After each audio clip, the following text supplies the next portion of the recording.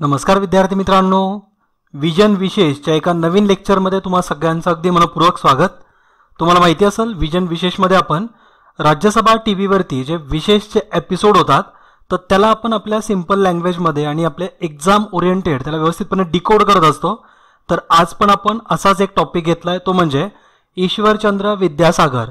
तर यांच्यावरती विजन विशेषच्या माध्यमातून आपण भरपूर सारी अगदी महत्त्वपूर्ण एक्झाम ओरिएंटेड सगळी माहिती इन डिटेलमध्ये कव्हर करू. हे व्यक्तिमत्व असं आहे की यांचा उल्लेख हा एका इंग्रजी लाईनमध्ये असा केला जातो की the man who was way ahead of his times. म्हणजे त्यांच्या काळाच्या त्या भरपूर पुढं होते, भरपूर पुढच्या विचारांचं असं एक व्यक्तिमत्व, ते म्हणजे ईश्वरचंद्र विद्यासागर. आपला आजचा हा टॉपिक असण्याचं कारण आहे की आयोगामार्फत यांवरती बऱ्याचशा वेळेस क्वेश्चन विचारण्यात आलाय. एक एक्झाम्पलसाठी तुम्हाला हा क्वेश्चन दिलाय जो की आयोगानेच आपल्याला 2017च्या राज्यसेवा एक्झाममध्ये विचारला होता. खालील विवरणावरून व्यक्ती ओळखा. विवरण म्हणजेच वर्णन, तर वर्णनावरून व्यक्ती ओळखायचा आहे. अ आहे की संस्कृतचे महान पंडित तरीही पाश्चात्य विचारांचा स्वीकार. ब तत्वप्रबोधिनी सभेमध्ये सहभाग. क संस्कृत कॉलेजमध्ये पाश्चात्य विद्येचे अध्यापन सुरू केले. आणि ड विधवा पुनर्विवाहासाठी प्राचीन धर्मग्रंथ व शास्त्रांचा आधार दिला. तर हे व्यक्ती कोण? तर ते आहेत ईश्वरचंद्र विद्यासागर.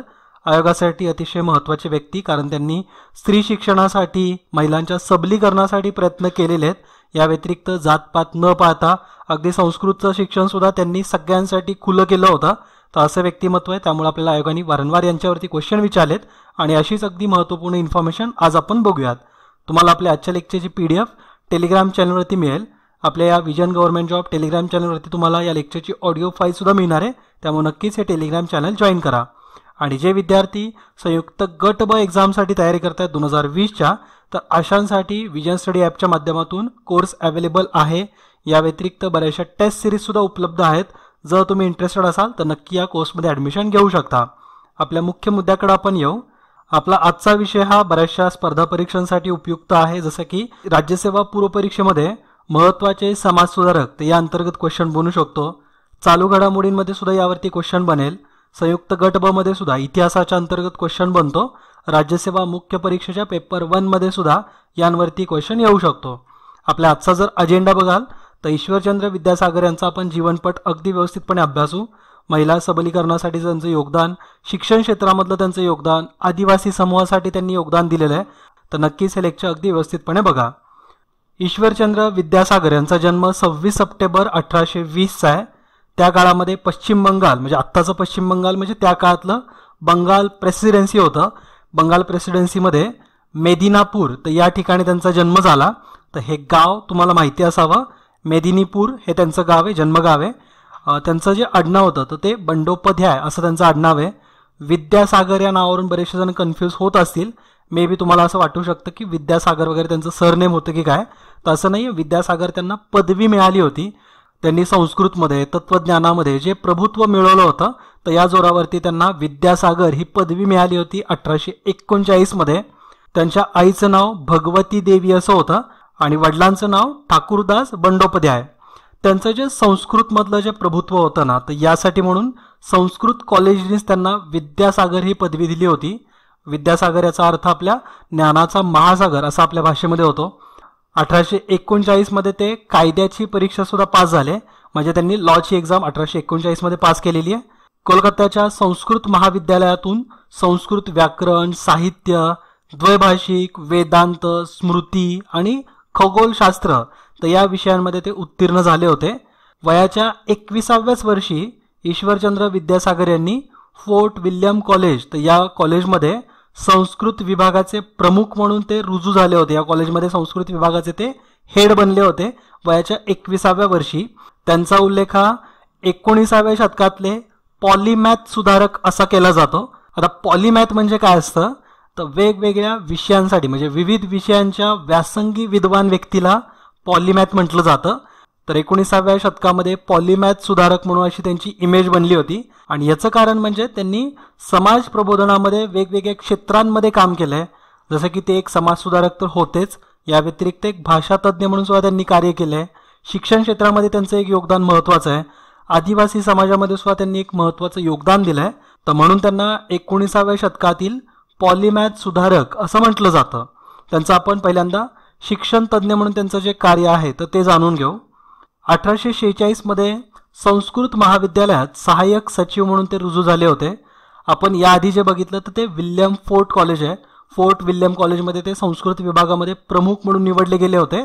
तर हे 1846 मध्ये संस्कृत महाविद्यालयामध्ये सहाय्यक सचिव म्हणून रुजू झाले. एका वर्षाच्या आतमध्ये त्यांनी अभ्यासक्रमाच्या पद्धतीमध्ये भरपूर सारे बदल घडवून आणले होते. एक्झाम्पलच द्यायचं झालं तर त्यांनी असा सुद्धा एक बदल घडवला होता की वार्षिकी एक्झाम होण्याऐवजी प्रत्येक महिन्यामध्ये एक एक्झाम ते कंडक्ट करायचे. हा त्यांनी बदल घडवून आणला. वेगवेगळे बदल आहेत, तुम्हाला पुढे बघायला मिळणार आहे. आणि सगळ्या गोष्टी इंटरेस्टिंग आहेत, कारण या सगळ्या गोष्टींवरती आयोग आपल्याला कधीही क्वेश्चन विचारू शकतो. तर म्हणून हे मुद्दे तुमच्या कानावरती पडणं खूप गरजेचं आहे. 1851 ते 1858 या काळामध्ये संस्कृत महाविद्यालयाचे प्राचार्य म्हणून विद्यासागर हे रुजू झाले. प्रशासन, शिक्षण तर या दोन्ही क्षेत्रामध्ये त्यांनी अभूतपूर्व असे बदल सुद्धा घडवून आणले. सार्वत्रिक शिक्षणाची संकल्पना त्या काळामध्ये अजिबात नव्हती. म्हणजे पर्टिक्युलर समाजालाच फक्त शिक्षणाचा अधिकार होता, खास करून पुरुषांना, त्याच्यामध्ये सुद्धा जे उच्चवर्णीय आहेत त्या काळामध्ये, तर अशांनाच शिक्षणाच्या संधी उपलब्ध असायच्या. पण विद्यासागर हे त्यांच्या मतावरती अगदी ठाम होते. त्यांनी त्यांच्या मतावरती विश्वास ठेवत जात, लिंग न बाळगता प्रत्येकाला शिक्षणाचा अधिकार आहे आणि त्यासाठी त्यांनी प्रयत्न सुद्धा केले. अगदी सो कॉल्ड खालच्या जातीतील लोकांसाठी त्यांनी संस्कृत महाविद्यालयाचा परिसर सुद्धा ओपन केला होता. यासाठी त्यांनी एक विभागाची सुद्धा स्थापना केली. त्यांनी जवळपास 20 मॉडेल शाळांची स्थापना केली होती बंगाल प्रेसिडेन्सीमध्ये, जसं की हुगळी, मिदिनापूर, वर्धमान आणि नादिया, तर या भागामध्ये मिळून एकूण 20 मॉडेल शाळांची त्यांनी स्थापना केली होती. त्यांनी वार्षिक परीक्षेऐवजी मासिक परीक्षा घेण्याच्या पॅटर्नची सुद्धा सुरुवात केली. त्यांनी शाळांमध्ये इंग्रजी, पाश्चात्य विज्ञान आणि गणित तर या विषयांना सुद्धा अभ्यासामध्ये इन्क्लूड केलं होतं. तुम्ही विचार करून बघा, आपण काही 2005, 2010, 2020 तर या काळातल्या गोष्टी करत नाहीये. हे जे शतक होतं तर ते 1851, 1858 या काळामधलं आहे. तर त्या काळामध्ये हे सगळ्या सुधारणा करणं थोड्याशा डिफिकल्ट होत्या आणि ते समाजाला लगेच ॲक्सेप्ट होतील असं पण नव्हतं. इवन त्यांनी शिक्षणामध्ये, शिक्षण संस्था ज्या आहेत तर अशांमध्ये प्रवेश शुल्क, शिकवण्याची फी तर अशा सुद्धा पद्धती सुरू केल्या होत्या. कारण ह्या सगळ्या जर सुविधा द्यायच्या असतील तर कुठेतरी शुल्क आकारणं, फीज घेणं तर हे थोडंसं कुठेतरी बंधनकारक सुद्धा आहे. तर म्हणून त्यांनी फीज घेण्याची सुद्धा पद्धत सुरू केली. इवन रविवार हा सुट्टीचा असतो, शाळांना रविवारी सुट्टी दिली पाहिजे, तर ही पद्धत सुद्धा ईश्वरचंद्र विद्यासागर यांनीच आपल्या भारतामध्ये रुजू केली आहे. म्हणजे रविवार हा सुट्टीचा दिवस. याचबरोबर जे मे महिना असतो, जून महिना असतो, तर हे महिने हे एक पर्टिक्युलर सुट्ट्यांचे महिने आहेत. म्हणजे शाळांना वगैरे सुट्ट्या असतात ना मे आणि जूनमध्ये, तर या ज्या सुट्ट्या देण्याचा जो प्रकार आहे तर तो इथूनच सुरू झाला आहे. कारण त्या काळामध्ये ईश्वरचंद्र विद्यासागर यांनी मे आणि जून महिन्यामध्ये साप्ताहिक सुट्ट्या देण्याची प्रथा चालू केली होती. प्रत्येक रविवार तर सुट्टीचा असायचाच. तर असे जे बदल आहेत जे सध्या आपण आपल्या लहानपणीपासून अनुभवत आलो, तर हे बदल ईश्वरचंद्र विद्यासागर यांनी घडवून आणलेत. बंगाली भाषा लिखाणाची आणि शिकवण्याची पद्धत ही त्यांनी थोडीशी बदलून काढली. कारण बंगाली भाषेमध्ये बरेचसे त्यांनी बदल घडवून आणले. जवळपास त्यांनी 12 वेगवेगळे स्वर, 40 व्यंजनं तर हे बंगाली वर्णमालेमध्ये त्यांनी ॲड पण केले. त्यांचं एक असं मत होतं की शिक्षण हा जीवनाचा अनमोल खजिना आहे. फक्त त्याचे आगमन म्हणजे जर शिक्षण एखाद्या व्यक्तीमध्ये आलं तर त्याचे आगमन फक्त व्यक्तिगत पातळीवरती कल्याण करण्यासाठी होत नाही, तर पूर्ण समाजाच्या मोठ्या प्रमाणावरती विकासाचा मार्गही तयार होतो. तर असं त्यांचं एक मत होतं. तर त्यांचे हे जे असे विधान असतात किंवा एखाद्या व्यक्तीचं जे मत असतं ना, तर ते आपल्या एक्झामसाठी महत्त्वाचं आहे. कारण अशा मतांवरती सुद्धा आयोगाने क्वेश्चन विचारलेत. ठीक आहे. त्यानंतर एक ॲज अ भाषातज्ञ म्हणून सुद्धा त्यांची एक ओळख आहे. त्यांचे बोर्नो पोरिचॉय म्हणजेच पत्राची ओळख हे प्रमुख पुस्तक अजूनही बंगालमध्ये बंगाली वर्णमाला शिकवण्यासाठी वापरले जाते. तर हे पुस्तक किंवा हे जे वर्णमाला आहे तर त्याचं नाव तुम्हाला माहिती असावं, बोर्नो पोरिचॉय. तर याला पत्राची ओळख असं आपण त्याला ट्रान्सलेट करू शकतो. बंगाली वर्णमालेमध्ये त्यांनी 12 स्वर, 40 व्यंजनं ही ॲड केली. त्यानंतर सध्याची जी मॉडर्न बेंगॉली आहे तर त्याचे जनक म्हणून सुद्धा ईश्वरचंद्र विद्यासागर यांची ओळख होते. विद्यासागर यांनी बंगालच्या इतिहासावरती, साहित्यावरती सुमारे 10 पुस्तके लिहिलीत, जी की आजच्या काळामध्ये सुद्धा अभिजात मानली जातात. तर म्हणूनच मी तुम्हाला सुरुवातीला सांगितलं की त्यांचा उल्लेख हा the man who was way ahead of his times असा केला जातो. म्हणजे ते भरपूर पुढचा विचार करून काम करणारे व्यक्ती होते.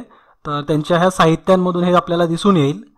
ॲज अ समाज सुधारक म्हणून त्यांची एक महत्त्वाची भूमिका आहे, ज्यावरती आयोगाने आपल्याला वारंवार क्वेश्चन विचारलेत. त्यांचं भारतातील स्त्रियांचा दर्जा सुधारण्यामधलं जे काम आहे, दर्जा बदलण्यातलं जे योगदान आहे, हे अतिशय महत्त्वाचं आहे. त्यांच्या अथक संघर्षाचा परिणाम म्हणूनच तत्कालीन भारत सरकारने, म्हणजे त्या काळातलं जे ब्रिटिश गव्हर्नमेंट होतं, तर 1856 मध्ये त्यांनी विधवा पुनर्विवाहाचा कायदा सुद्धा मंजूर केला होता. म्हणजे विधवांचा पुन्हा विवाह करणं, विधवा झाल्यानंतर त्यांचा पुन्हा दुसरा विवाह करणं, तर हे याचं कायद्यामध्ये रूपांतर 1856 मध्ये झालं. आणि याच्यासाठी एक महत्त्वाचं योगदान ते म्हणजे ईश्वरचंद्र विद्यासागर यांचं होतं. आता आपल्या आयोगाने ना क्वेश्चनमध्ये अशी लाईन ॲड केली होती की विधवा विवाह घडवून आणण्यासाठी किंवा विधवा पुनर्विवाह घडवून आणण्यासाठी त्या काळामध्ये ईश्वरचंद्र विद्यासागर यांनी हिंदू साहित्यांची, हिंदू ग्रंथांची सुद्धा मदत घेतली होती. म्हणजे हिंदू ग्रंथांमधलेच काही महत्त्वाचे मुद्दे त्यांनी समाजापुढे मांडले आणि त्यातून विधवा पुनर्विवाह ही संकल्पना लोकांना पटवून दिली. तर हा मुद्दा लक्षात ठेवा.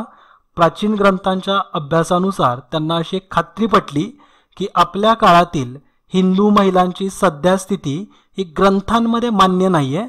म्हणजे ज्या विधवा महिला असतील किंवा हिंदू महिलांना त्यांचे अधिकार मिळत नाही आहेत किंवा जसं आपल्या ग्रंथामध्ये त्यांच्याबद्दलचा उल्लेख आहे तर सध्या तो दिसत नाही आहे. तर यावरती मात्र त्यांची खात्री पटली होती आणि हाच सगळा संदर्भ देऊन विधवा पुनर्विवाहासाठी त्यांनी समाजाला संघटित केलं होतं. ठीक आहे. विधवांच्या पुनर्विवाहाच्या तरतुदींच्या अंमलबजावणीसाठी लोकांचं पाठबळ गोळा करण्याचं काम हे असे सिद्धांत मांडून त्यांनी केलं. या व्यतिरिक्त त्यांनी अशी सुद्धा एक कृती करून दाखवली की स्वतःचा मुलगा नारायणचंद्र बंडोपाध्याय तर यांचा विधवेसोबत त्यांनी लग्न करून दिलं होतं. तर अशा प्रकारे समाजामध्ये एक मेसेज सुद्धा गेला पाहिजे की फक्त आपण बोलून दाखवत नाहीये तर कृतीच्या माध्यमातून सुद्धा करून दाखवतो. तर याचं एक चांगलं एक्झाम्पल आहे. आपल्याला असे क्वेश्चन्स आयोगाने विचारलेत तर म्हणूनच हे पॉईंट इथं ॲड केलेले आहेत. आपण अतिशयोक्ती करणं किंवा एखादा मुद्दा भरकटून तुम्हाला सांगणं तर हा प्रकार इथं होत नाही. जे एक्झामसाठी महत्त्वाचं आहे तेच तुम्हाला एक्झॅक्ट माहिती असावं, तर यासाठी हे मुद्दे इथं ॲड केलेत. ठीक आहे. त्यांनी बंगालमध्ये मुलींसाठी जवळपास 35 शाळा स्थापन केल्यात. आता इथं थोडासा नंबर व्हॅरी होतो, काही ठिकाणी 40 शाळा असा सुद्धा उल्लेख आहे. राज्यसभा टीव्हीवरती जे विशेष झालं तर याच्यामध्ये 40 असा सुद्धा उल्लेख आहे आणि राज्यसभा टीव्हीवरती जे इन डेप्थ ॲनालिसिस होतं तर तिथं 35 उल्लेख आहे आणि रेफरन्समध्ये सुद्धा मला 35 एका ठिकाणी वाचायला मिळालं होतं म्हणून इथं 35 आकडा लिहिला आहे. कलकत्त्यामध्ये जे मेट्रोपॉलिटन स्कूल जे आहे तर ही सुद्धा एक त्यापैकीच एक संघटना, म्हणजे जवळपास ज्या 35 शाळा स्थापन केल्यात त्यापैकी ही एक महत्त्वाची शाळा. खरं तर ही कलकत्त्याची मेट्रोपॉलिटन स्कूल जी आहे ना तर ती उच्च शिक्षणाची संस्था म्हणून ओळखली जाते. ठीक आहे. मी तुम्हाला आता काही महत्त्वाचे फॅक्ट सांगतो तर ते तुम्ही नोट डाऊन करून ठेवा. पहिला महत्त्वाचा मुद्दा आहे तो म्हणजे 1849 मध्ये बैथुल यांच्या साथीने त्यांनी एक शाळा, एक मुलींसाठीची शाळा, विद्यालय त्यांनी सुरू केलं आणि त्या शाळेमधून त्यांच्या मुलीचं सुद्धा शिक्षण झालेलं आहे. चंद्रमुखी बासू असं त्या मुलीचं नाव. तर तिचं शिक्षण सुद्धा या बैथुल कॉलेजमधूनच झालेलं आहे. त्यांचं एक पुस्तक आहे तर त्या पुस्तकावरती आपल्याला क्वेश्चन येऊ शकतो. त्या पुस्तकाचं नाव तुम्ही लक्षात ठेवा, विडो रीमॅरेज. तर असं त्या पुस्तकाचं नाव आहे. विडो रीमॅरेजचे लेखक कोण, तर असा जर क्वेश्चन आला तर त्याचा आन्सर असणार आहे ईश्वरचंद्र विद्यासागर. ठीक आहे. ईश्वरचंद्र विद्यासागर यांनी बहुपत्नी प्रथेला सुद्धा विरोध केला होता. त्यासाठी सुद्धा त्यांनी अभियान राबवलेत. म्हणजे बहुपत्नी म्हणजे एका व्यक्तीला दोनपेक्षा जास्त जर बायका असतील तर त्यालाच या प्रथेला सुद्धा त्यांनी विरोध दर्शवला आहे. आदिवासी वर्गासाठी म्हणून सुद्धा त्यांनी शाळा सुरू केलेल्या आहेत. झारखंडमध्ये संथाल आदिवासी जमाती राहतात तर या संथाल आदिवासींसाठी म्हणून त्यांनी झारखंडमध्ये पहिली शाळा सुरू करून दिली होती. तर हा पण मुद्दा तुम्ही लक्षात ठेवा, कारण असं सुद्धा एखाद्या विधानामध्ये विचारलं जाऊ शकतं किंवा जसं वर्णावरून जे क्वेश्चन येतात तर त्यामध्ये तुम्हाला असं सुद्धा एखादं वर्णन दिलं जाऊ शकतं की झारखंडमध्ये संथाल आदिवासींसाठी शाळा स्थापन करण्याचं काम हे खालीलपैकी कोणत्या समाजसुधारकाचं आहे, तर ईश्वरचंद्र विद्यासागर हे नाव तुम्हाला आठवलं पाहिजे. या व्यतिरिक्त त्यांची भरपूर सारी पुस्तकं आहेत. जसं की 1855 मध्ये त्यांनी बिद्दो बिबाह हे पुस्तक लिहिलं आहे. आता बेंगॉली लँग्वेजमधलं हे नाव आहे ना तर त्याच्यामुळं वच्या ठिकाणी ते लोक ब म्हणतात. तर बिद्दो बिबाह हे पुस्तकाचं नाव आहे, हे लक्षात ठेवा. 1871 मध्ये त्यांनी बहुपत्नी किंवा जे बहुविवाह होतात तर यांवरती एक पुस्तक लिहिलं, त्याचं नाव आहे बहुविवाह. ठीक आहे. तर बहुविवाह हे सुद्धा पुस्तक त्यांनीच लिहिलेलं आहे. तर या पुस्तकामध्ये जे मल्टिपल मॅरेज होतात किंवा बहुपत्नी जी पद्धत आहे तर याविषयी त्यांनी टीका केलेली आहे, त्याचं वर्णन या पुस्तकामध्ये मिळेल. त्यांनी बालविवाहावरती सुद्धा आधारित एक पुस्तक लिहिलं आहे. त्या पुस्तकाचं नाव सुद्धा बालविवाह असंच आहे. म्हणजे आयोगाने समजा जर क्वेश्चन विचारला ना तर खूप सोपं आहे की ही जी पुस्तकं आहे ज्याच्यामध्ये वच्या ठिकाणी बचा उल्लेख होतोय तर ही कोणत्या तरी बेंगॉली व्यक्तीनेच लिहिलेली असतील. पण आयोग तेवढा हुशार आहे की तुम्हाला पर्यायामध्ये 4ही नावं बेंगॉली व्यक्तीचीच दिसतील. मग एक केशवचंद्र सेन असतील, सुरेशचंद्र बॅनर्जी देतील, ईश्वरचंद्र विद्यासागर. तर नेमकी ही पुस्तकं कोणी लिहिलीत हे तुम्हाला लक्षात ठेवायचंच आहे. तर बेंगॉली व्यक्ती आहेत ते म्हणजे ईश्वरचंद्र विद्यासागर, ज्यांनी बहुविवाह, बालविवाह आणि विद्रोविवाह ही पुस्तकं त्यांनी लिहिलीत. तर असे हे 19व्या शतकामधले पॉलिमॅथ सुधारक ज्यांचा उल्लेख the man who was way ahead of his times असा केला जातो, ईश्वरचंद्र विद्यासागर, जे 29 जुलै 1891 मध्ये आपल्यातून निघून गेले. वयाच्या 17व्या वर्षी त्यांचं निधन झालेलं आहे. तर या व्यक्तिमत्वाविषयी तुम्हाला माहिती असणं खूप गरजेचं होतं, जे की आपण आजच्या या लेक्चरच्या माध्यमातून व्यवस्थितपणे अभ्यासलंय. आय होप तुम्हाला आजचं लेक्चर आवडलं असेल. या लेक्चरमधून आपल्या एक्झामच्या दृष्टिकोनातून सगळी माहिती आपण कव्हर केलेली आहे. तुम्हाला आता इथून पुढे ईश्वरचंद्र विद्यासागर यांच्याविषयी माहिती वाचण्याची गरज पडणार नाही आहे. तर आज सुद्धा इथंच तुमची रजा घेतो. नेक्स्ट लेक्चरमध्ये भेटू. नेहमीप्रमाणे हसत खेळत अभ्यास करा, हेल्दी फूड खा आणि आईवडिलांची काळजी घ्या. जय हिंद, जय महाराष्ट्र. धन्यवाद.